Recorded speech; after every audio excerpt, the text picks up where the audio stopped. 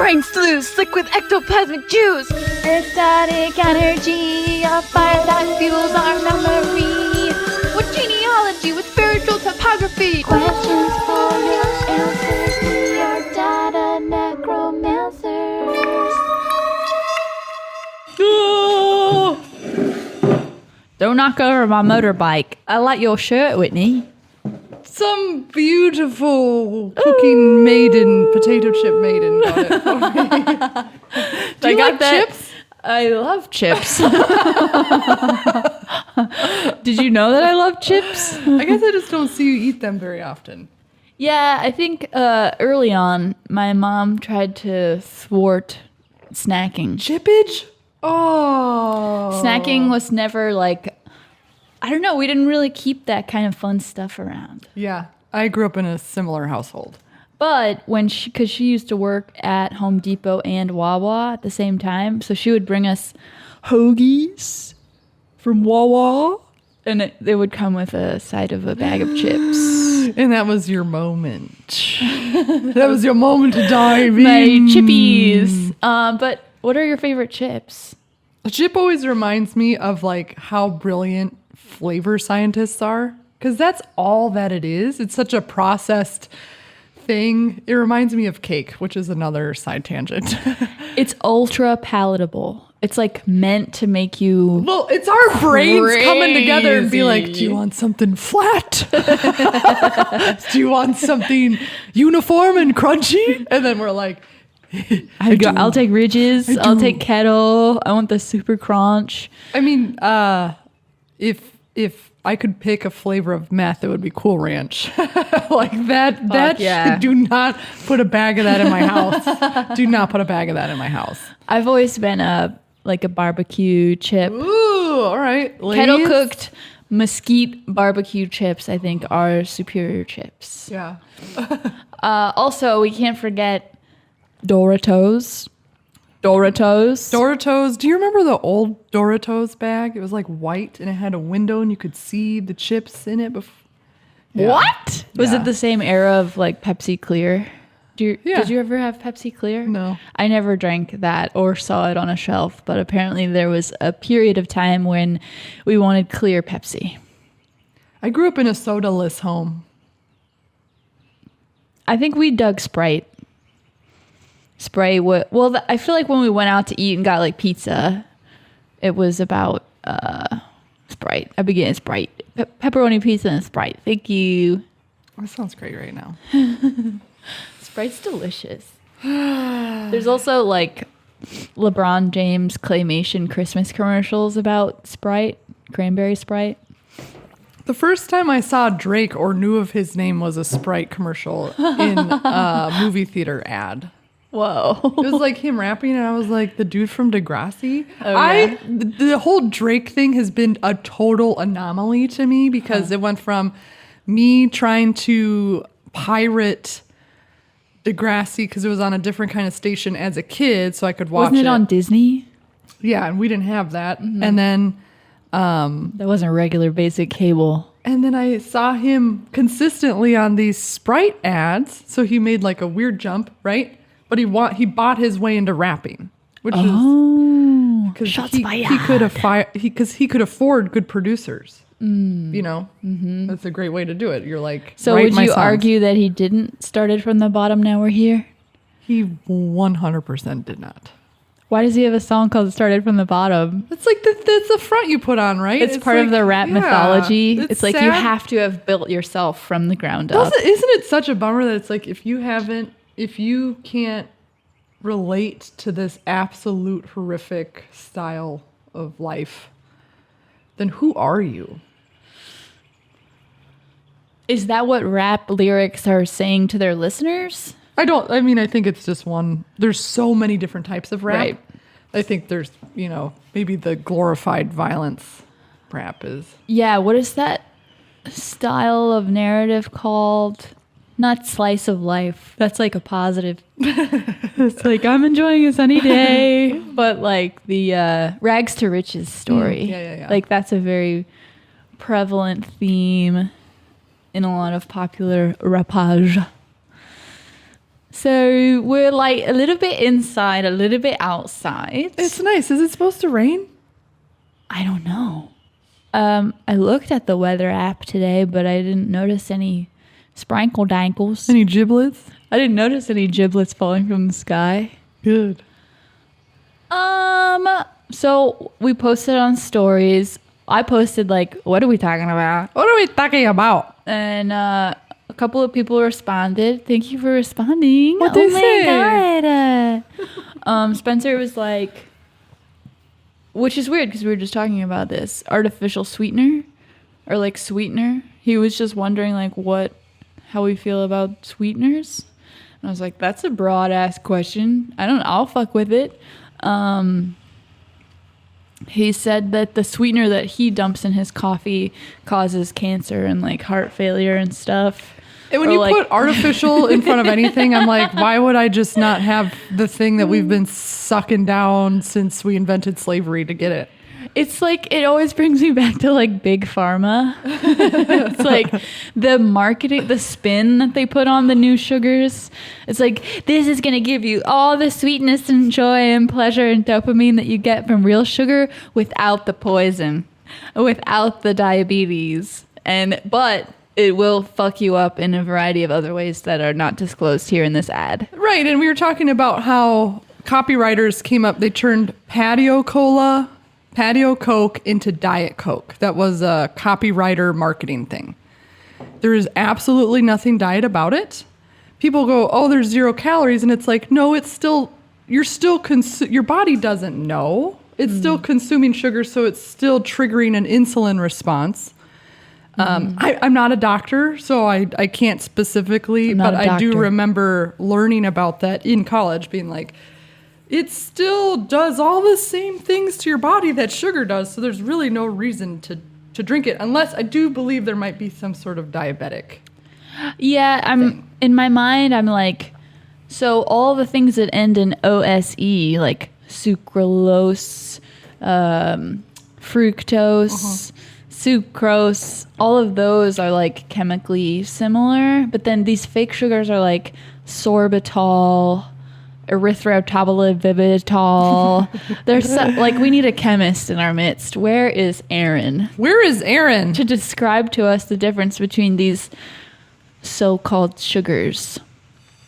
I always go back to like the cultural bits and like the history of refined sugars and how it's like completely inextricable from like our planet's history of slavery and like the triangle trade between the western coast of Africa and the eastern coast of South America and the southern coast of the United States, and like how the Industrial Revolution probably wouldn't have happened if there wasn't an abundant amount of sugar for people to consume in their tea, which is also coming from colonialism. I always think about like sugar is poison. Like it F's with your brain chemistry and it also makes your body die.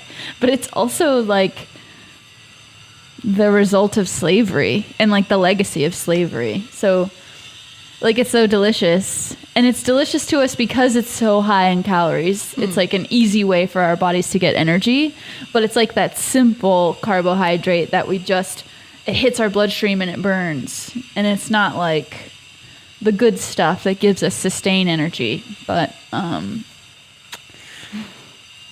yeah, I like it. When I use sugar, I just use that white stuff, which sucks because I guess it's refined using animal bone char.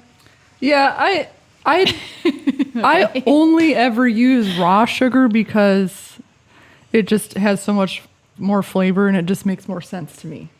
Yeah, it definitely has its own flavor. But for baking, it's like, yeah, I'll use the refined.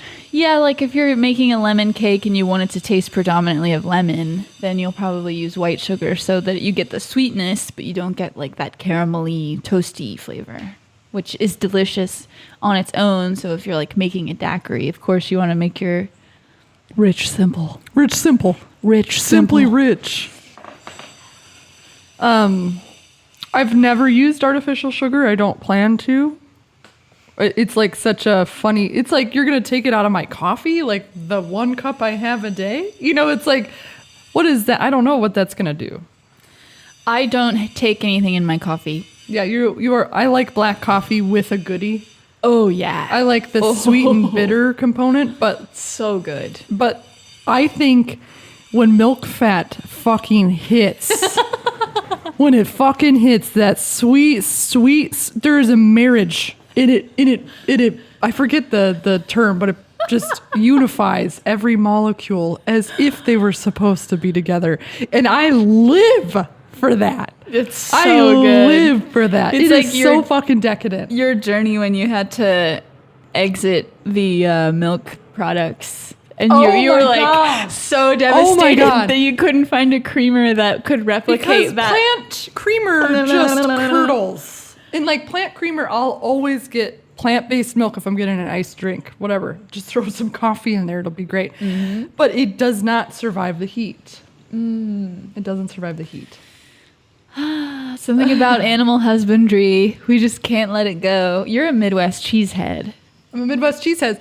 But if you in a lab could mimic milk and create cheese, all about it. Never touch a raw milk product ever again.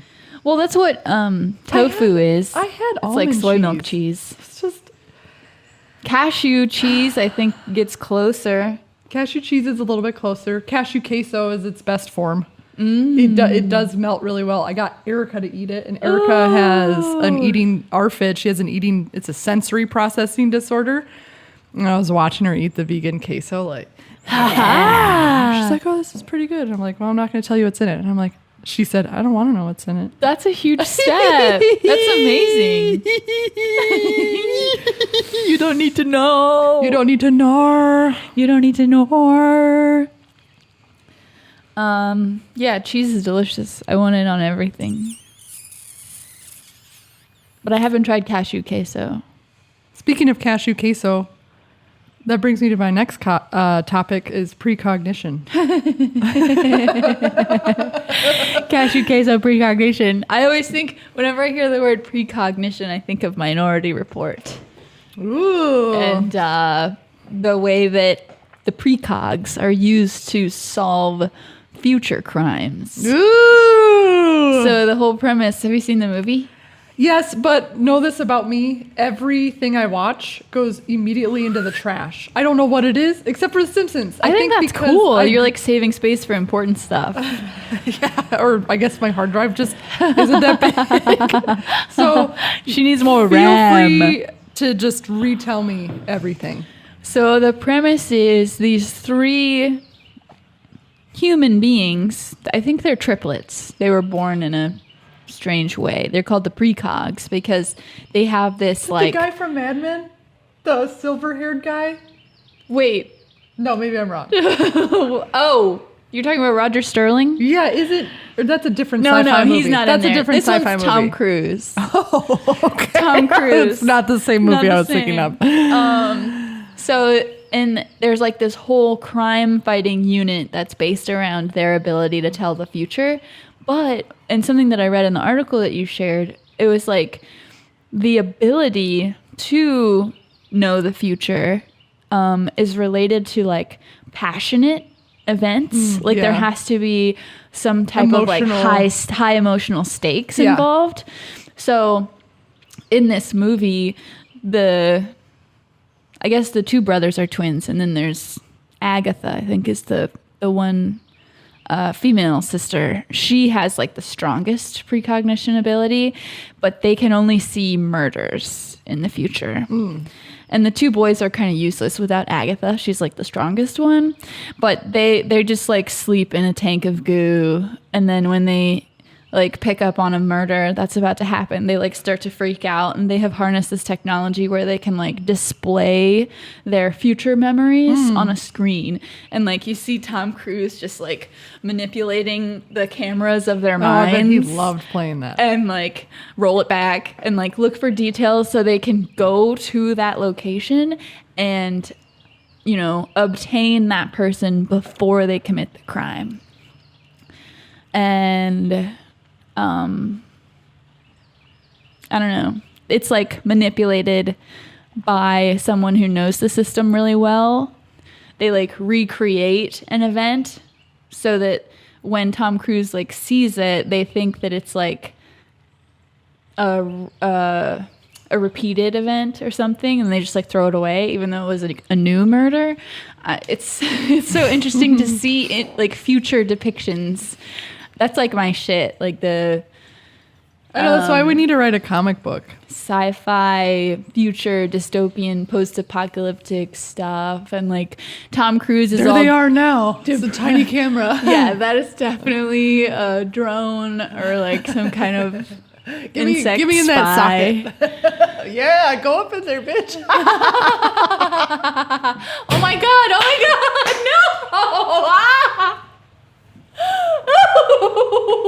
No! That felt wrong. That felt like really effed up to witness.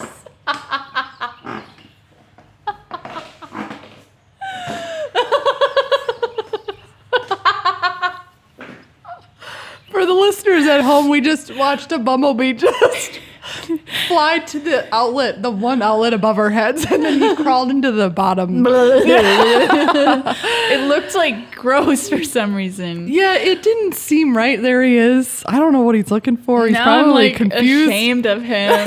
Yeah, I'm like, dude, Like, how dare you? no. But so precognition. Precognition is the ability to obtain information about future events without actually, having been there or known it before the event actually occurs. And the reason why it's so controversial for scientists is because the mere idea of precognition goes against everything we think we know about cause and effect, about free will, about the laws of thermodynamics. And I've always felt really limited by the laws of thermodynamics.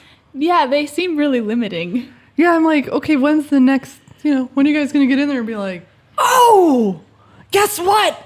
We discovered a whole nother plane, a whole nother plane of entropy. It doesn't Yeah. always, it's not as linear as we think it is. I have dabbled in physics, and I have dabbled in, just physics. And I don't have like a strong enough base of knowledge to really speak to like why the laws of thermodynamics can't be altered, or like why the laws of thermodynamics Should we just go back to could be school? altered. And then this show will turn into showing Here's us what we through learned this, today. Scholarly journey of debt. But there's also the facet of like skepticism being good, because it helps you get to like that kernel of truth. Because if you come up with an idea and you test it, or you hypothesize and then you test your hypothesis, and then you present your findings and everything's like peer reviewed, if there are people who go against what you're saying, then you retest and you refine your findings, and your conclusion is more accurate or more true or whatever. Like, that is a good thing. But in this instance, it seems like they're just laughed off stage, basically. A lot of like people who things- talk about precognition. Yeah, and it's kind of always been that way when you bring up something that's really kind of far out there in terms of our very linear reality. People go, Right. it's like, well, how are we supposed to invent the technologies that support these types of theories or hypotheses? Like, how are we supposed to get there if we're never curious? Well, it's interesting in like the language that you chose to describe that problem. Like, getting there, it seems like you need to have a foundation of understanding in order to move forward and understand the larger concepts that follow.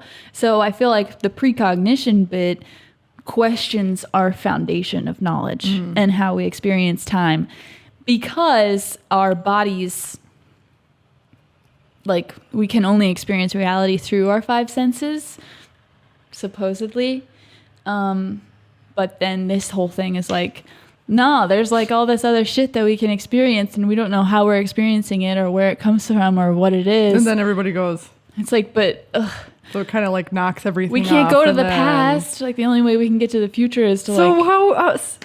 it's funny, I keep thinking of this researcher. He got hundreds and hundreds of case studies of kids with past lives. Like, he was a researcher. He did all the things. He got a large number of them to like, this is where it happened, dig here. And they found murder weapons. And there's like years and years and years of this, like, wow, this is really cool. And scientists are going like, yeah, this is a breakthrough. And then it just, it's never enough. Yeah. It's never enough. It sort of breeds this Men in Black idea, this concept of some group of people who's like trying to keep everybody at a certain intellectual level. What makes you say that? Because to think like the truth is out there, but someone is purposefully like blocking us from knowing the truth so that we can stay in this like... Do you think it's the Vatican? The Vatican is just a piece of the puzzle. They hoard so many cool things. Absolutely. And like for, I don't know how long they've been, actually 2,000 years, I guess. They've been doing their information hoarding and information controlling thing. Yeah, it's all about control. Like the first religions were made in conjunction with the state. And it was always about like hoarding surplus and like controlling people using that surplus. And I think there are like legitimate parts of religion that really do help people live their lives in a better way, like a higher quality of life. But a lot of religious things are just used to commit violence against people who don't agree or people who disagree, like Yeah, the and precognition dude. And it's like, I feel like we're not even at a place, we bring this up on the podcast all the time. Our parents' generation, it was okay to emotionally abuse each other.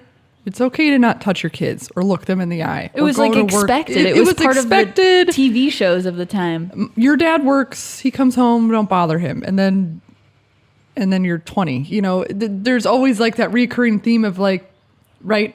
So now this is the first generation of being more present, being more cognizant. And maybe if we start there, right, where emotional disconnection and trauma isn't completely shrouding our brain in rust, maybe we'll be more inclined to be explorers, more curious is a big thing, healthy skepticism, but also like, I don't agree with this, but I love these findings. Maybe what if we do it this way? There's no collaboration. There's like, ha, that doesn't make any sense. You're hilarious. And it's just like, there's no... Science is dead. I mean, the stuff that they were... Science is broken. Science is broken when a researcher at Cornell University comes out with like, and he, it states like, hey, Einstein also talked about time not being linear. Talked about... Well, let's talk about what the experiment looked like. So there was a group of people, and some of them, they all did like this memory recognition test, but some of them, after the test, were given like basically flashcards to like study the memory recognition items, but it was given to them after the test.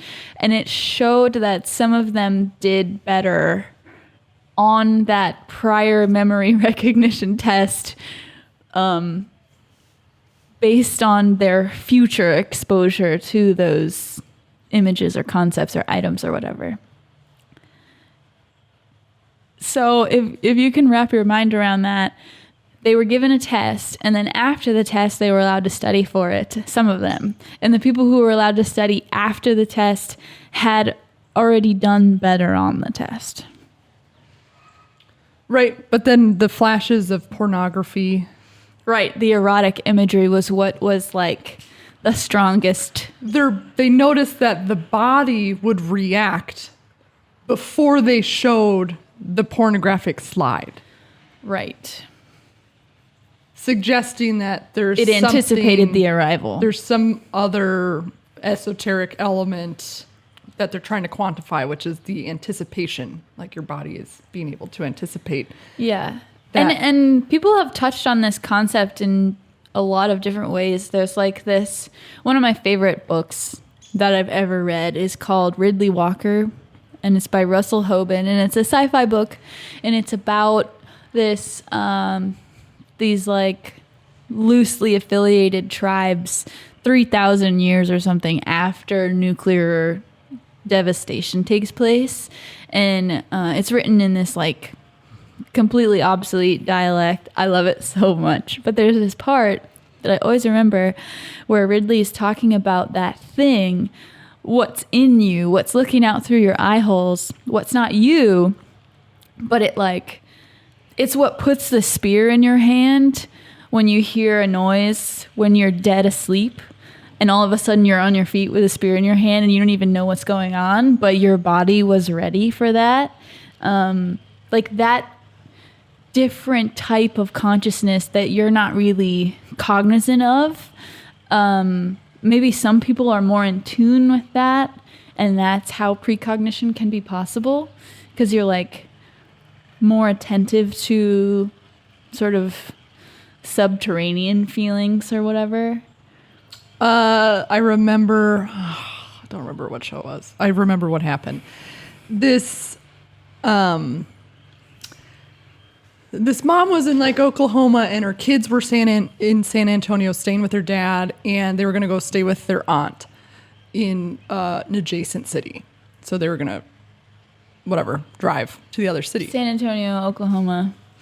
Yeah, mom's in Oklahoma. Mm-hmm. It's the summer. They're with their dad.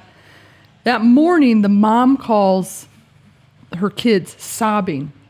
Are you okay? Are you okay? Oh my God, are you okay? What's going on? And they're like, Mom, what are you talking about? What the fuck are you freaking out about? She is inconsolable. And they said this was so out of character for her. She is not like an emotionally tapped in person. They just thought it was really weird, and it kind of weirded them out.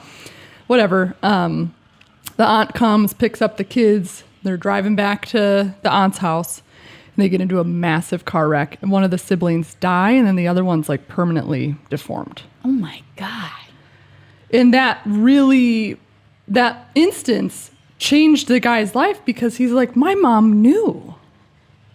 Wow. But she didn't know what. She felt it. She felt the violence of it. She was about to lose one of her children. And like, could you imagine spending your whole morning being inconsolable and you don't know why?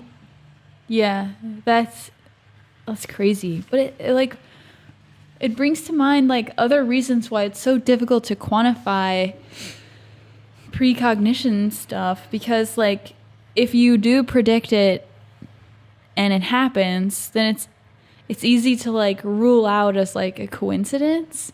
But if you do predict it and then something that you do like thwarts it from happening, then it's like, well, how are these two things really related? And it's never like specific enough to be like, this is absolute proof. And maybe we have to evolve more.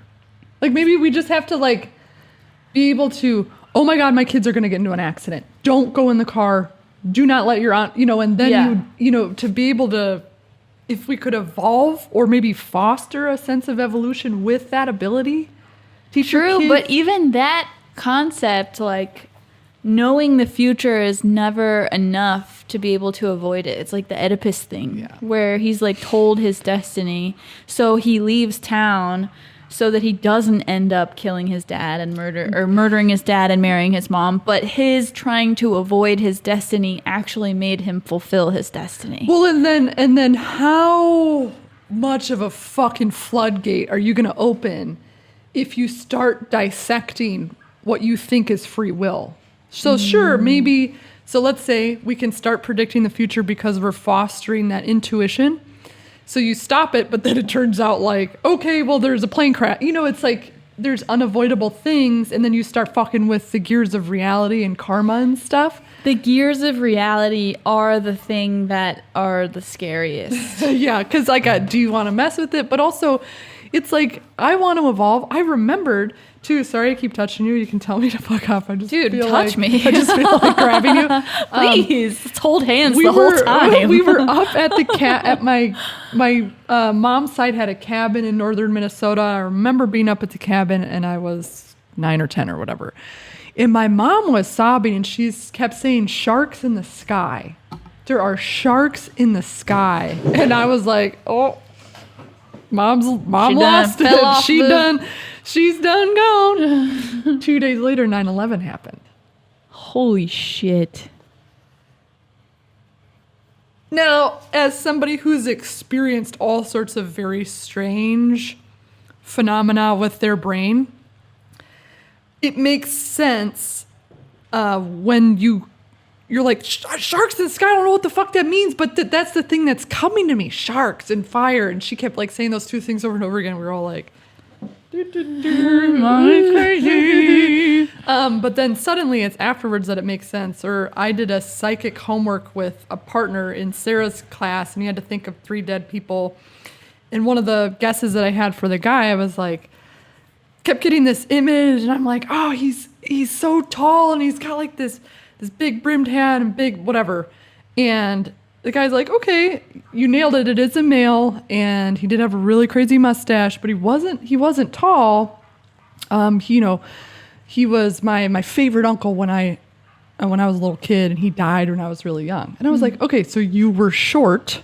And he was really tall. You were seeing it through his eyes. And he was like, I didn't even think of that. It's all about interpretation. It's about interpretation and perspective. Or like so one of mine was my dad. So he's giving me all these adjectives. And he's like, man, he's like stylish. He's like stripes. He's like, it's really weird. Like this person, like fashion. And I'm laughing because I'm like, no. But we had to think of very specific instances. And he brought up steampunk. And I was like, dude, what the fuck? This guy is like not making any marks.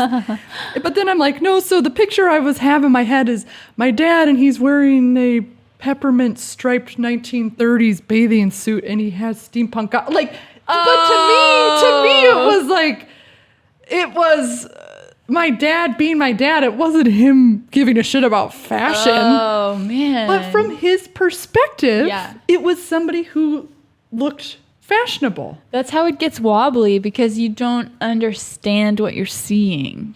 Like, you try and interpret what it is, but you're putting your own bias on it, and that's what further conflates the image. So you like try and share that with the person who it's relevant to, and they're like, that's not how I would describe it. But my dad is not a fashionista, but thanks for. But it seems like our condition is just like fraught with this type of confusion, because we all have these 5 senses. Death of the matriarch. Death of the matriarch. Death of the woman power. You don't have a woman, saying, okay, you're going to feel this way. Pay attention to that. Huh. Oh. We're stuck in the fucking, the patriarch black and white linear it's like thinking. The systematic stomping out. Skepticism. Yeah, it's like, I was just reading about the Greeks and their like symposia where they would drink wine and like talk about intellectual topics like philosophy and law and all of these concepts that are the foundation of our society today. They served food. Women were allowed to dance. Women were allowed to play the flute, but they were not involved in the symposia. They were not allowed to share their feelings or thoughts or, anything like that. So now we have, will you please jiggle in front of us and I'll give you money? And then that's our source of power. And sure, that's a part of it, that there's power in that to a certain degree. But you're like missing the whole 98% of the fucking pie, which is, are you feeling okay today, Megan? Do you need anything from me? Getting at that secret level at which we all exist that we don't pay attention to. Right, with Ruby, she's telling me something. I'm curious about it. Mm-hmm. Wow. Okay, let's think about this. It's like your dad's I'm sure there's tons of dads out there that do that, but naturally your dad is like, okay, haha, it's just like, let's fart around. I'm suddenly seeing why our society is so halved. Patriarchy. It's so polar to one end right now. And to get to the middle, as we're all like chugging along, is realizing our own power. Mm-hmm. And reclaiming it. Reclaiming the whatever you want to call them, feminine aspects, the more subconscious, the more subconscious, unconscious sort of feelings and growth and development. It makes sense though that like the patriarchy or like the system, like the man would try and block out the unknown, because I feel like the feminine is like the dark, the unknown. It's like exploring the things that make us fearful instead of like just like destroying it and getting rid of it. It's like trying to understand what those things are. Did you ever read the book of the Rosicrucians? Mm-mm. They talk about, that's kind of like one of the facets of Western occultism is the book of Rosicrucians, and they talk about male aspects, anima, and then the opposite of anima. I can't remember right now. Is it spiritus? Is anima? Not enema. Enema. Enema. Anima, enemas. Here, I've got my Googler. On va voir. I was looking up materialism. Materialism is a form of philosophical monism which holds matter to be the fundamental substance in nature, and all things, including mental states and consciousness, are results of material interactions. That seems extremely one-sided to me. Anima! God, I've got the Doctrine of the Rosicrucian. It's an album by Tool. The Rosicrucians were a mysterious group of people who first appeared in Europe in the early 17th century. Nobody is sure what they believed, as they kept their beliefs secret. This website is called thecultmachine.com. That's what I'm going to get tattooed above my butt crack. However, through studying their writings and theories, we can get an idea of what they thought about the world. The Mystical Order of the Rose Cross... Magical feats, levitation, astral projection. Yeah, so I think as we chug towards the middle, I wonder what that would do to our sciences, right? If more women were scientists and just more mothers were present and nurturing. So what are there fields of... that are predominantly women? Yeah, like what's a woman-run thought tank? And because it seems like after millennia of men emphasizing logic and like, oh shit, I don't reality, think any come to mind. Like, don't you think we would all be brainwashed to not pay attention to that facet of our existence? Haven't we been? Isn't this proof that we have been? Yeah, that's what I'm saying. Like, we don't have it because we've been told that it doesn't exist. Yeah. Which is why I always feel conflicted about like strippers and butt naked women on motorcycles and stuff. Because I'm like, yeah, I like goods. I like that you got goods and it's stuff. But it's like, it also kind of really represents the only thing that they feel like is worth showing, you know? It's like we're not. So you want to see a stripper scholar? Yeah, I want to. You want the balance there. Yeah, I want you to. Oh, I listened to her podcast and she shakes her tits. Like, you know, that divine. Or like to me, it's like bringing more mothers into it. And you think there's like wisdom inherent in being a mother? Not all. Well, let's see. I think when I say bring more mothers into it, I'm thinking about our moms raising kids, fostering, having better connections, having moms that can live a life where there's something there, but it's like all wrapped up in my brain. But also it's like you have an inherent mother instinct in you. Mm-hmm. And it's very strong. So it's like bringing more of that to the table in a more not in a controlling way, but in a dominion way, in a domineering way that's like, don't fuck with me. It's like deliberately trusting your instincts. Yeah. And like fostering that trust. Like teaching people that they know, but it's not like based on empirical evidence. Like you don't know because someone proved it to you. You know because it's inside of you and it's part of reality. Right. And then maybe we'll get the technology that will help kind of quell the other, you don't have proof. It's like, okay, well, we're never, it's like that, you know, cyclical thinking where you're just stuck in a twister and you're never really progressing. It's like, okay, well, if you start believing it, then we can radicalize what we know of our foundational science and reality and physics as we know it.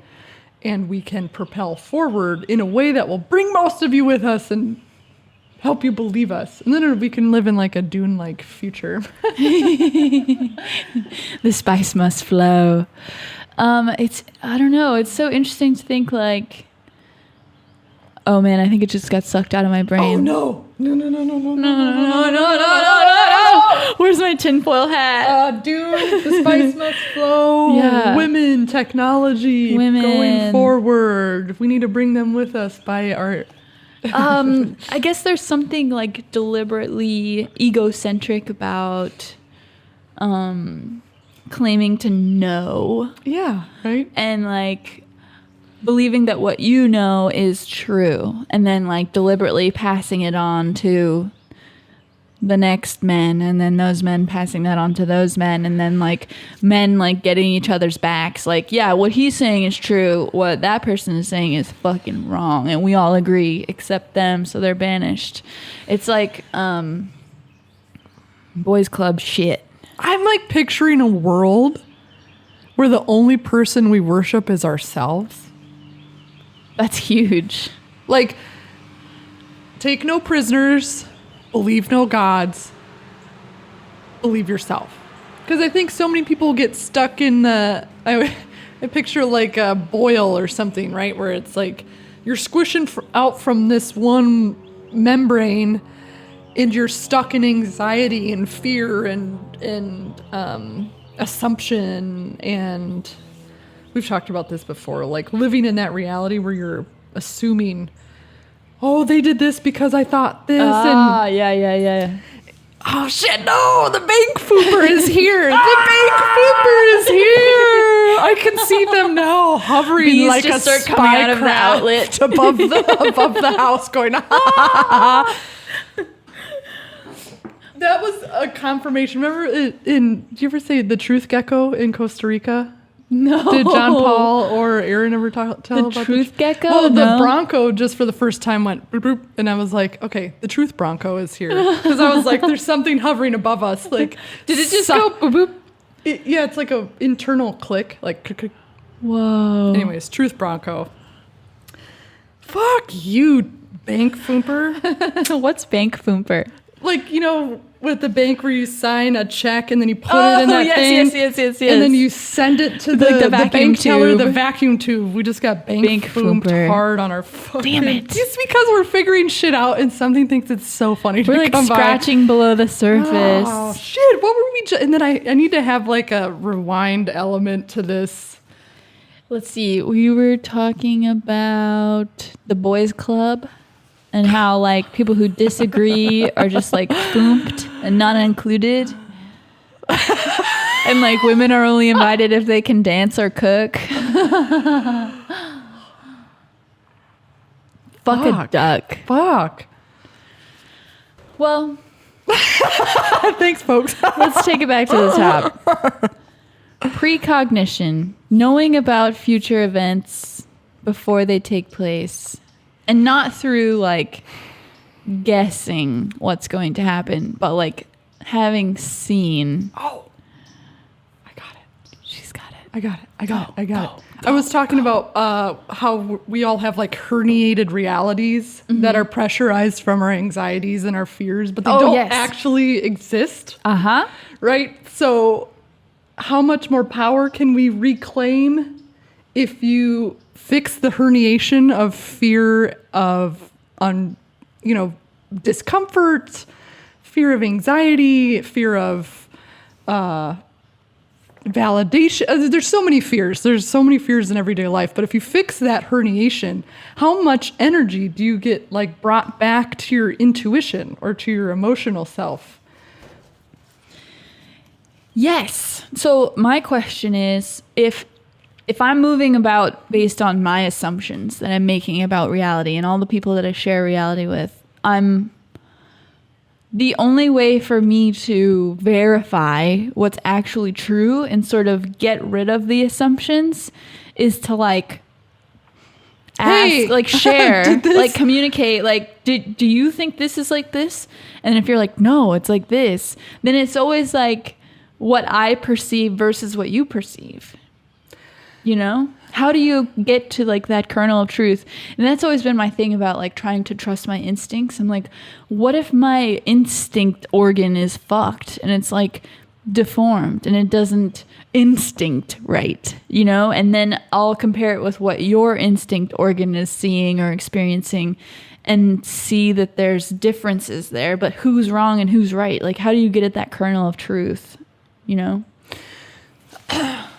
With direct communication, which can, like we've talked about before, can really fuck everything up, because if somebody's being a dickhead to me, I said, hey, is that one thing that I said really bothering you? Because it seems like you're projecting a lot of anger about the thing and you're trying to, use plausible deniability and shroud it as a joke. And when Lucas calls it my truth bazooka, when I truth bazooka people, because here's the thing, my mom is the ultimate person I've had to like, okay, if I'm going to shoot a tranquilizer dart at her, this tranquilizer dart has to go from behind, the north, the south, the east, and the west. And it all has to come at her at once, and I can pop this dodecahedron of a fucking plastic bubble, and then she has nothing to say. So I feel like I've gone through the gauntlet with that. So when I communicate that with people, they'll either like, she's mean, it's like, okay, but I'm just me, and then that person will come to me and say, well, I operate from this point of view and I'm only doing this way. And I'm like, yeah, but you're coming off this way to me. It's like, sometimes you have to bring people a little bit out of their head. Like I do have to do that with Lucas. I'm like, okay, you think you're being supportive, but you're coming off like an asshole. So we have to like, oh, no, I don't want to come off that way. I'm like, okay, well, let's describe how I'm perceiving your actions and where you're coming from acting like that. Mm-hmm. Now, you don't get the opportunity to do that with most people, but I also grew up bullied. Like, I was bullied my entire school career. So when I got to middle school, I started just fucking popping people's reality bubbles. Hard. Tell me what that was like. Oh my gosh. I went from poor inner city kid, even being picked on then, less though, because there's nothing to like, you fighting, I guess, more, but then I went to a fucking Catholic private school, and I had such wicked culture shock because kids had money and everyone was white, and I was scared. And these were scary people, and they were mean, and they had big tits, and we were all in 9th grade, and you're like, what is happening? And I remember one of the queen ladies who just relentlessly bullied me all the time, and I just like listened to emo music and hid in the gym and did all the very stereotypical things. But I remember walking away from her once, and she's following me and she's saying all this mean shit. And I turn around and I'm like, what's it like to stuff your bra every day? Does that get exhausting? Trying to come off like you have big tits, but you don't. It's just Kleenex. And she was like, turned white as a ghost. And just that, she never fucked with me ever again after that. Yes. You stood up for yourself. You like shone a mirror at her, It's like, you're mad at me because I'm cool and you wish you were this cool. So you have to like try and knock me down, but knock yourself down. right? I remember, this is a good one too. I remember at that same school, they were making fun of somebody I went to middle school with because it was in the same area. And they were talking about, oh, he's so fucking fat, he did this, blah, blah, blah. And I was like, oh my God, this is my friend. These people are ridiculing my friend for being fat. It was like primordial rage was coming out of me.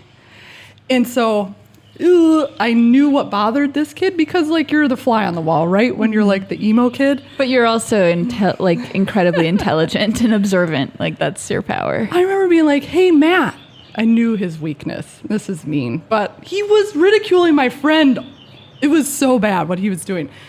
And I said, when you put your bra on in the morning, does it clasp in the front or the back? He was a wrestler, so he's always like dealing with his weight, and he was really self-conscious about his man boobs. I said that. He fucking was so furious. He slammed down his tray. He got up and left. Everybody turned to me and started clapping because we all knew he was conscious of his man boobs. And I tore him down. David and Goliath shit over here. And then you I and sat your at slingshot. Your wit is your slingshot. Her name is Whitney. Like it's not a coincidence. It's right there. Damn, dude. Thanks for standing up for your buds. They appreciate it more than I do. Yeah, I mean, there's this strong vein of like fear in middle school, and more so in my experience in middle school. Like middle school was so hard, and everybody was so mean. And I thought high school would be way worse, but I think it was less intense for me because I had my friend group. Like I had my Davids and James and... You had your Davids and your Goliaths. Patrick's. Well, all three of their names are David. David Ganko and David Caprera and David Reynolds. But I think that I was insulated from that torture because I had them and I cared less about those girls who got their titties early on. They were so mean. And like, isn't that weird? Yeah, I remember walking into biology in 10th grade one day, and I had like a few days prior I had dreadlocks. Whoa. And then I didn't want them anymore, so because I was really into like Erykah Badu and like smoking weed and burning incense. But then we cut them off, so I had really short hair, and we bleached it out, and I had fishbowl green hair. Whoa. And I walked into biology class, and this mean girl with boobs, Molly, I forget her last name. God bless you, Molly. Blessed be the Molly. She was just like, oh my God, what did she do? And I remember being like, me? Yeah, you're like, wait, did I do something? You're What? Like, This. That's hair. Do you know how fast it grows? But I remember my teacher at the time, like, called her out. She's like, you be quiet now. Like, don't say stuff like that. Don't be a little bitch. Like, why are you trying to bring people down? Yeah, and I feel like our public school systems don't do enough. Like we're on so still with that fucking like, this is how we make Russian farmers is we put them in a seat and we point at the blackboard. It's just like the wrong way to do anything, in my opinion. And so if you revitalized public school, there was no more facing a fucking board, but there was more connection and more shape and more dynamic teaching and more dynamic learning. Yeah, why are we all facing one way? What is this, fucking 1812? Like, stop with this shit. Yes. And people have different learning styles and different types of intelligences as well. And if it was fascinating and interesting and different and physical, and we cared about actually raising good humans and not being like, oh, well, the parents will deal with that. The parents don't have time to do that ever under any circumstance. Everybody's got to work 2 jobs in order to pay the mortgage. Yeah, so don't give me that bullshit. It's like we do have to give a shit about our public school system, like you do. And sure, we don't want a dynamic governing body, but it's like if we were all participating, this is like our priorities are wrong because of the lack of the moment. Where is the mother goddess? We need the mother goddess. We're hiding in a garage, okay, with microphones to deal with the pain. The pain is prevalent. We all have to deal with the pain. Whoa, she's got it in her pack. Pain reliever. Thought I had a ponytail in here, but instead I just have the thing that you were talking about. Do you want mine? No, it's okay. Okay. It went not where I thought it was going to go. We have to follow it wherever it wants to go. I love following it where it goes. We talk about precognition and skepticism, and it's like, well, man, it's not fair to sit and take a shit, a fat dump on a researcher from Cornell University because you don't agree with it. It's so extreme. You could say that, and this is an issue in every facet of society. Yeah, I don't really agree with that. That's interesting, but maybe if you did it this way, it might be. There's no like, you can meet on level ground and say, okay, I'm skeptic of this part of your results or the way you did this test or what. It's like, I'm gonna fucking destroy. It's like, why would you? Can we all just be curious and compassionate, or like, is that dead? That's not a prevalent quality in the scientific community, I don't think. No, and I think when it starts, it seems like it starts to go way, keeps kind of furthering itself from curious compassion and more just like raw bully dominating skepticism. And yeah. Good golly. I want to learn more about that experiment that was conducted. Yeah, maybe we should dive more into precognition, because like you said, that particular article was just more about its media response, which is a part of it, but also it's like, what else has been done to try to prove precognition? But it seemed like instead of actually talking about the phenomena of like precognition, they were talking about the way that they tested for it being wrong. And like the findings or like the conclusions drawn from the experiments were wrong or like unscientific, or like they like butchered the scientific method or something. So I don't know. We need to come up with better tests. How do we test it? You have to like take a very large sample of people who claim to know the future.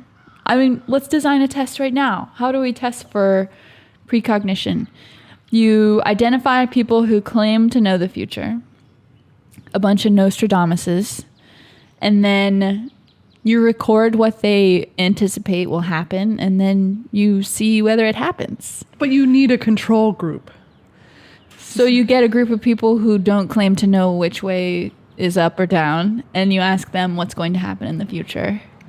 And then you judge based on the percentage of accuracy in both groups, like whether it's a real phenomenon. It seems very loose and like unscientific. That's the hard. That's why it gets so hard. Or MAPS, the Multidisciplinary Association for Psychedelic Studies, is having issues where they feel like it is not ethical to have a control group. They're like, okay, we have 40 people who have PTSD. You want me to give 20% of them a placebo? Or 50% of them a placebo? It's like, that seems unethical. And that's what they're kind of... But don't sometimes placebos work? Yeah, sometimes they work. Because there's like the concept of mind over matter. Right, which is belief, which we didn't talk about because I was going to talk... I didn't know if we'd talk about manifestation, because I'm like a huge believer in that. It's why I have a Bronco. It's why I have a house. It's why I have 2 motorcycles. I'm like a big practitioner of manifestation. I manifested Lucas. And look at what belief has got me. Elevating.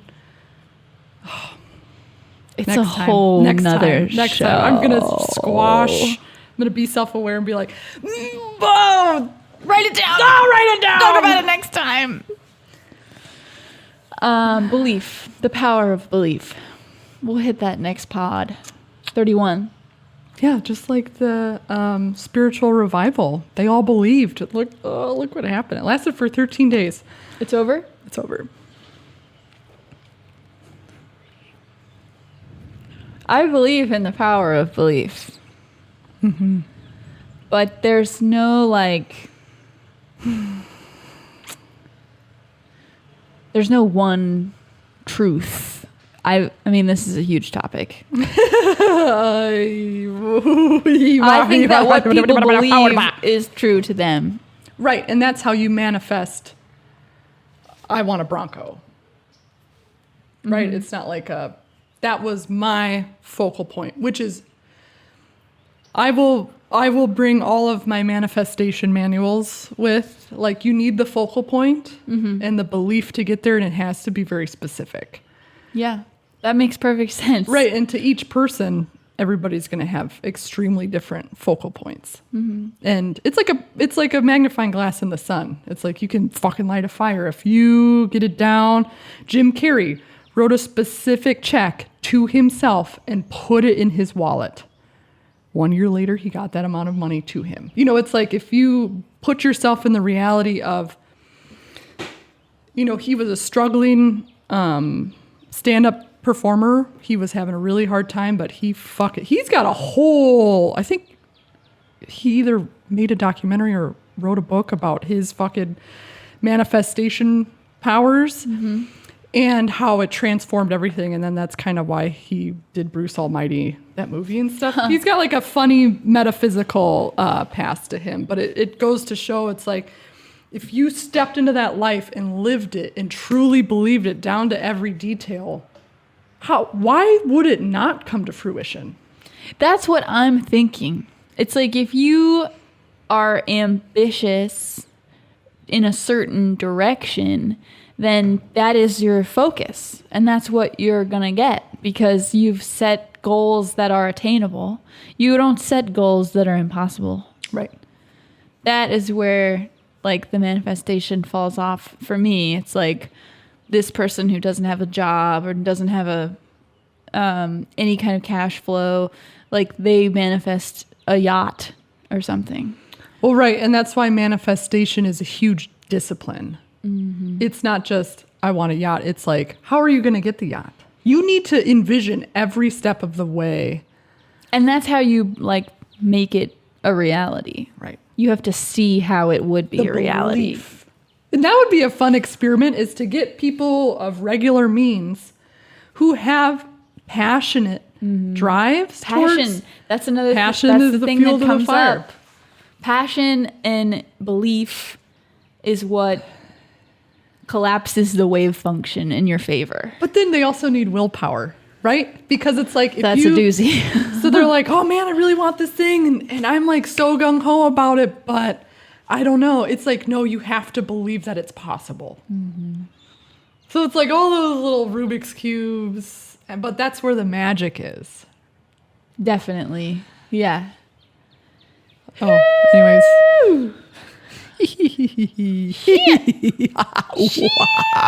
These pods keep getting longer and longer. One day they're going to be like 7 hours long. Like the we'll Joe be chained Rogan. to the table. Bathroom. Mom! Bathroom! I need my Mom piss shows pod. up behind us and we poop into a bucket, like that episode of South Park where they're all playing World of Warcraft. It poops into a bucket. Poops into a bucket. Thanks, y'all. Poops into a bucket. Don't forget the divine feminine. Oh, yeah. Speaking of pooping in a bucket and your mom bringing you a bucket to poop in, Mom is power. never forget the divine feminine. Be balanced. Dude, Be compassionate. Okay, write down the conversation you had that you told me about yesterday. I wanted to talk about that too, but we didn't get to it. With my mom? Yeah. Ah. Until next time.